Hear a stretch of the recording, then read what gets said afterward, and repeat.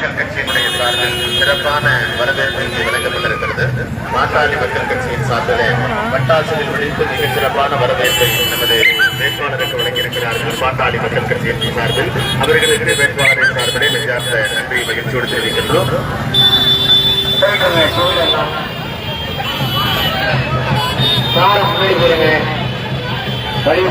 வழிகாமிக்கிற முன்னாடி கூப்பிடுங்க. நம்ம போயிடலாம். டூவீலர் எல்லாம் கொஞ்சம் வந்து அப்படியே வந்துட்டே இருங்க.